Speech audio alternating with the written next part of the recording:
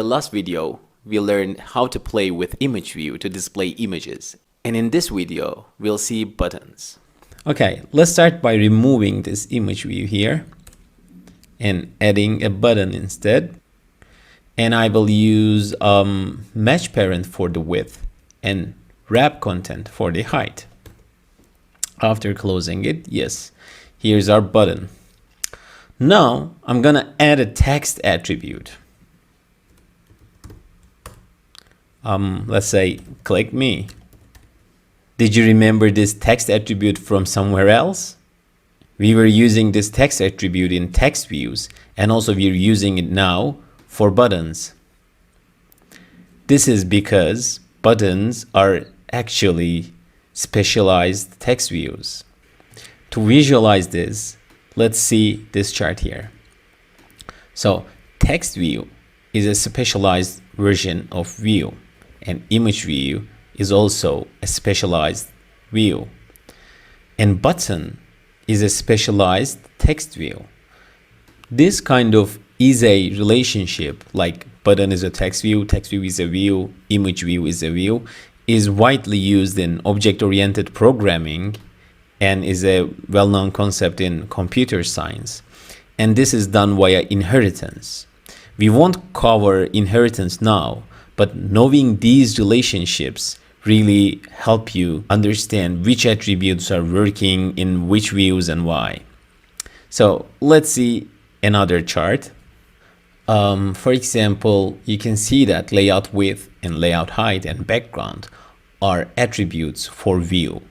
But since these are included in view, and since text view is a view, text view also can define background, for example, or need to define layout width and layout height. And same here in the image view, you can set a background. But since source and scale type attributes are image view specific attributes, you cannot use them in text view. Same here for text, text color, and text size. Since they are included in the level of text view, you cannot use them in image view, because image view can define source, scale type, background, layout width and height, and others we haven't seen yet. But text view uses text, text color, text size, and also layout width, height, and background. So this is how the inheritance work. And since button is a text view, button can also set text, text color, text size, and you can use all of these attributes when you're defining a button in the XML file. This is actually good because we don't need to learn every attribute from the beginning with every view we learn. We can just check the inheritance graph and then assume that the view supports all of its ancestors attribute. So view is an ancestor of text view, and text view is an ancestor of button. Or if you go from bottom to top, button is a text view is a view. Great, let's go back to Android Studio since we understand how we can set text in button. Okay, this button looks a bit boring, so let's change the color of the button. We will use Android background tint for that. Okay, let me find a good color here from the material color palette. And I think I will use this deep purple 500. Let me copy this color and paste it here. Cool, it looks less boring. The black text over purple does not really look good, so let's change the color of this text. For that, I'm gonna use text color. And to make it white, let's use FFF. It looks way better. And also, let's make the text bigger using another attribute we are already familiar with, and that is text size. Let's use 16 SP since text views and also buttons use 14 SP by default. When you make it 16, it'll make it a bit bigger. Okay, it looks good. And we learned now that we can apply text, text color, text size to the button, since button is a text view. And also we learned a new attribute called background tint, and it is used to change the color of the background of the button. You can use background for that, but then it'll kill all of the animation inside of a button. So don't use background in buttons, but instead use background tint if you want to change the background color.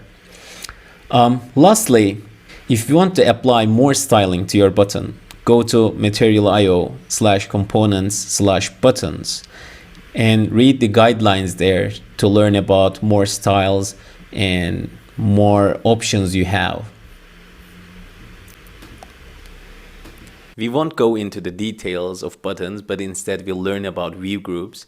So see you in the next video to learn about how to combine multiple views into one screen with the help of view groups.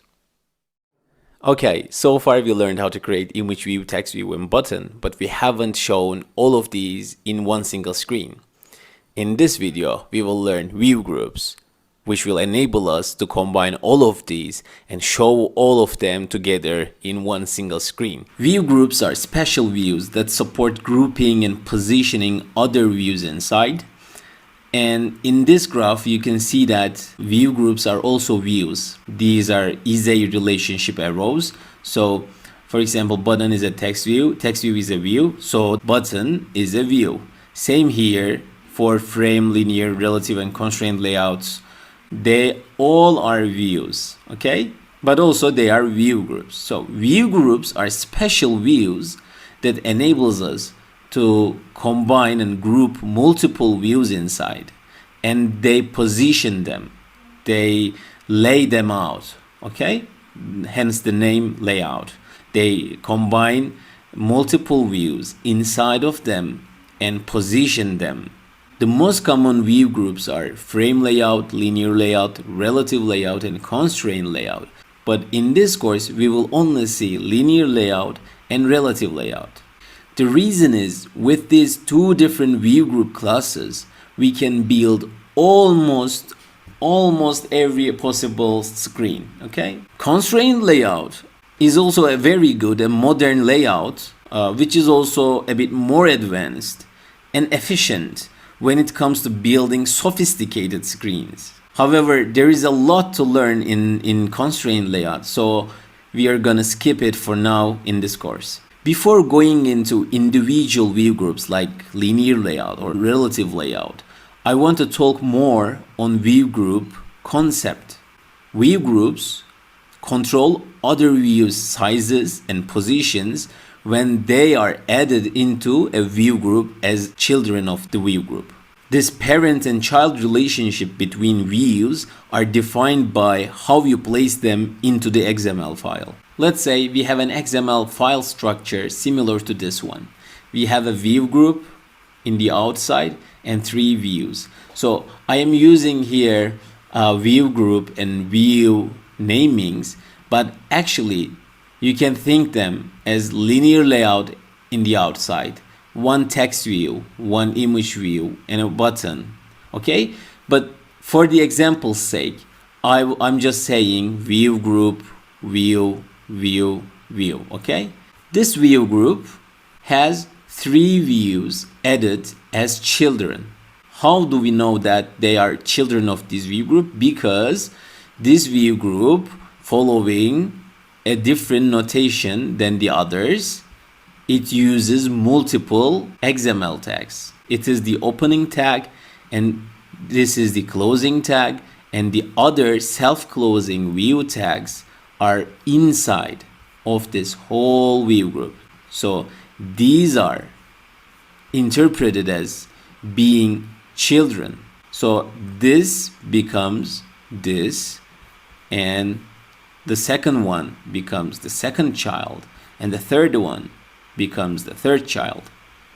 And the view group itself becomes the parent and covers all of them. This is how a nested XML structure is interpreted into a hierarchy of views. Please note that each of the views and the view groups can take attributes. For example, view group has a width and height, and also these children views have widths and heights. Okay, now let's see a real example with linear layout. Okay, let's start with creating a new Android Studio project. I'm gonna use empty activity and name my application linear layout example. Select a good package name or use the generated one. Check your save location. Ensure that your language is Kotlin. Minimum SDK is API 21 and you're good to go. Now we will open the XML file only. To find it, go to app, res, layout, activity main XML, and then you can go to split mode.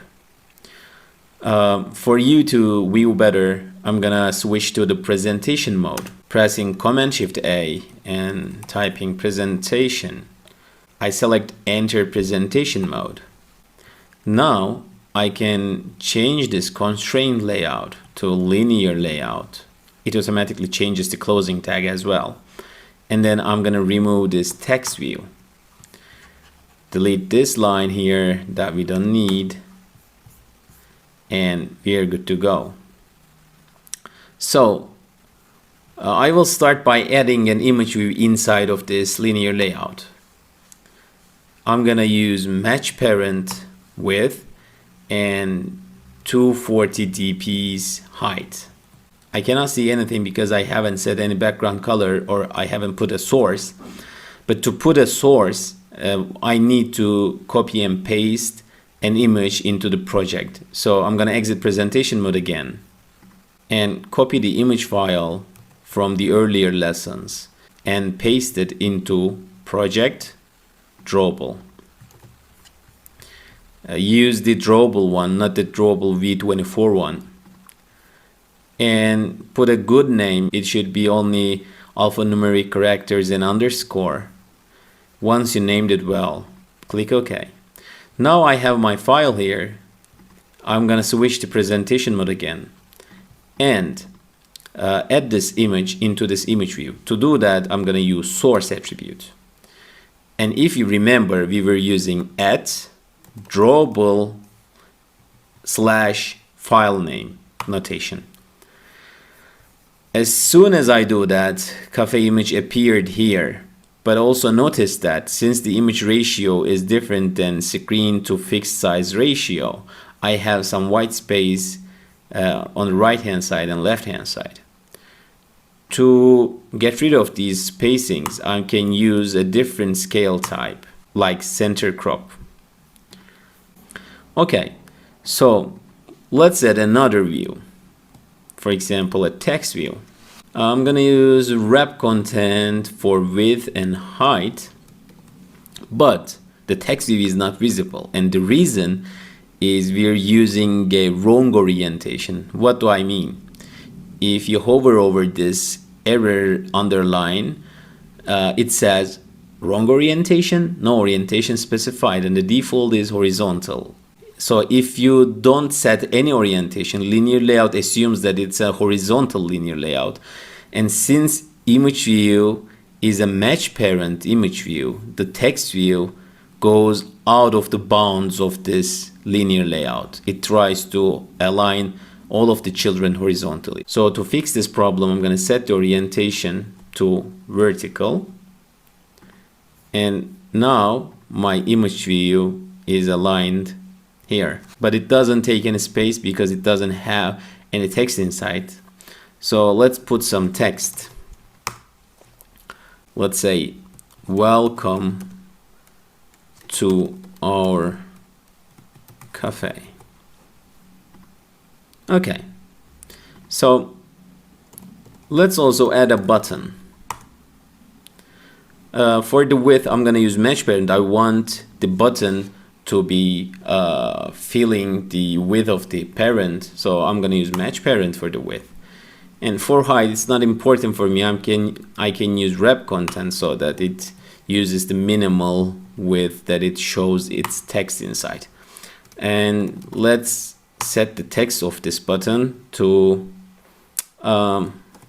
order something.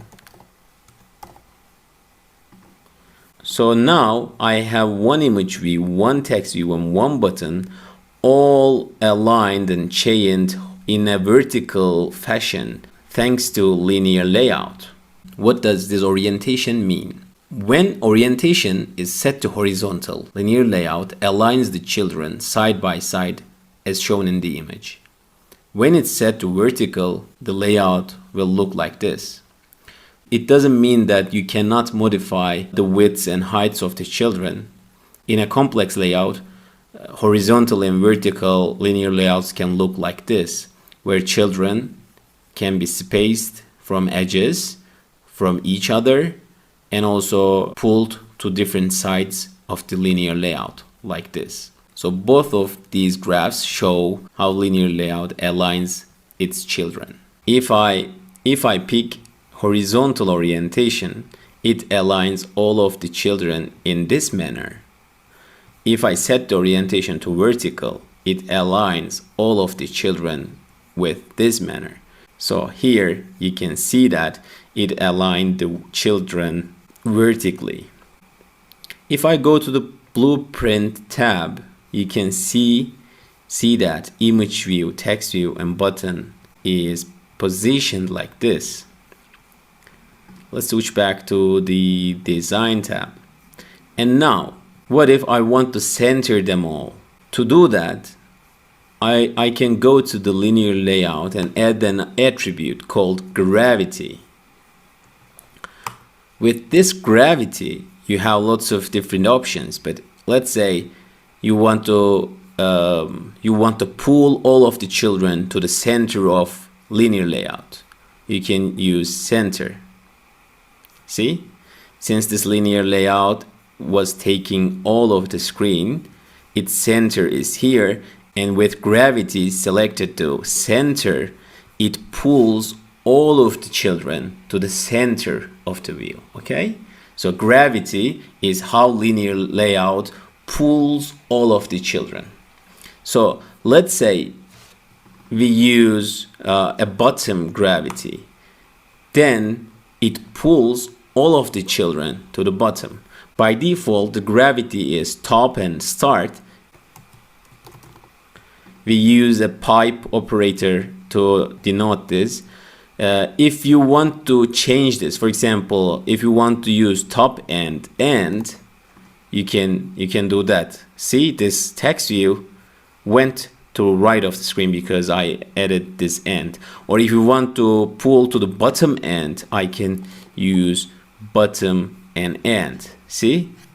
So this gravity is very useful when pulling all the children to one side of the linear layout. You can also set center vertical and center horizontal to get the intended effect. See?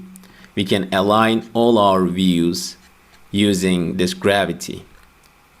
But what if we want to change the gravity for not all of the children, but some of the children?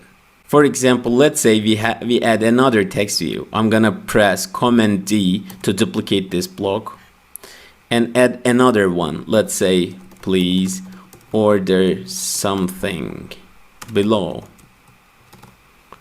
Okay, so let's say I want to apply center horizontal gravity to all of the children except this one. Okay, I want to align this to the left hand side. To do that, after setting a gravity to the linear layout, it pulls all of the children to horizontal center. I will go to this text view, please order something below text view, and add a layout gravity. Let's say start. Okay, so this layout gravity specifically added for this text view will override the gravity attribute of the parent. So this sets a general rule, but you can go and modify this rule, creating some exceptions using layout gravity. Please note that the attribute we put to linear layout is gravity, whereas the attribute we put to the text view or any children is layout gravity. This is because layout gravity sets an attribute for the layout to use, okay, for the parent to use, whereas gravity is for itself. Okay, so this is the difference between gravity and layout gravity. When you create a general rule, you will set gravity to the parent, but when you want to set an exceptional rule, you will use layout gravity to one of the children. That is basically how you can use linear layout to combine multiple views and see all of them in one single screen. In the next video, we will see how to space these views out from each other.